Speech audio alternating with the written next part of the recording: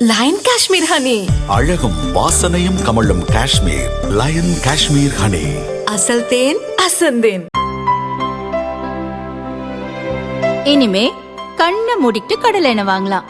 ஏன்னா மந்த்ரா கடலை எண்ணெய் இதயத்தின் தயாரிப்பு. வறுக்க பொரிக்க ஏன் எல்லா சமையலுக்கும் மந்த்ரா தான். மந்த்ரா கடலை எண்ணெய், அபார ருசி, ஆரோக்கியமான உடல் நலம்.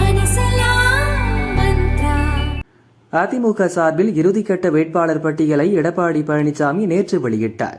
இதையடுத்து வேளச்சேரி, டி நகர், பழனி என வெற்றி வாய்ப்புள்ள தொகுதிகளை ஒதுக்க வேண்டும் என்ற பாஜகவின் கோரிக்கையை பழனிசாமி நிராகரித்து விட்டது உறுதியானது. இதுகுறித்து பாஜக வட்டாரங்கள் கூறியதாவது: தமிழகத்தில் தேசிய ஜனநாயக கூட்டணிக்கு அதிமுக தலைமை தாங்குகிறது. அந்த கட்சி கூட்டணியில் உள்ள பெரிய கட்சியான பாஜகவுக்கு 27 தொகுதிகளை ஒதுக்கியது. இதில் பாஜக பெரிதும் வலியுறுத்தி கேட்ட டி நகர், வேளச்சேரி, விருகம்பாக்கம், பழனி, திருப்பரங்குன்றம், சிங்காநல்லூர் உள்ளிட்ட பல தொகுதிகள் ஒதுக்கப்படவில்லை. இது கட்சி தொண்டர்களிடம் கடும் அதிருப்தியை ஏற்படுத்தியது. இந்த விவரம் மேலிட தலைவர்கள் வாயிலாக அதிமுக பொதுச் செயலர் பழனிசாமியிடம் தெரிவிக்கப்பட்டு டி நகர், வேளச்சேரி, பழனி ஆகிய தொகுதிகளை ஒதுக்குமாறு வலியுறுத்தப்பட்டது.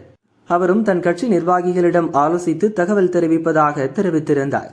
அதற்கேற்ப சென்னையில் போட்டியிடும் வேட்பாளர்கள் பட்டியலை பழனிசாமி வெளியிடாமல் இருந்தார்.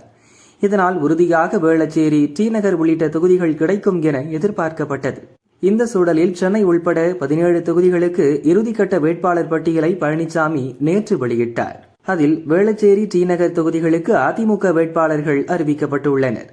எனவே தொகுதிகளை மாற்றித்தர பாஜக விடுத்த கோரிக்கையை பழனிசாமி நிராகரித்திருப்பது உறுதியாகிவிட்டது. அதை எதிர்பார்த்திருந்த பாஜகவுக்கு ஏமாற்றம்தான் மிஞ்சியது என்று அந்த வட்டாரங்கள் தெரிவித்தன.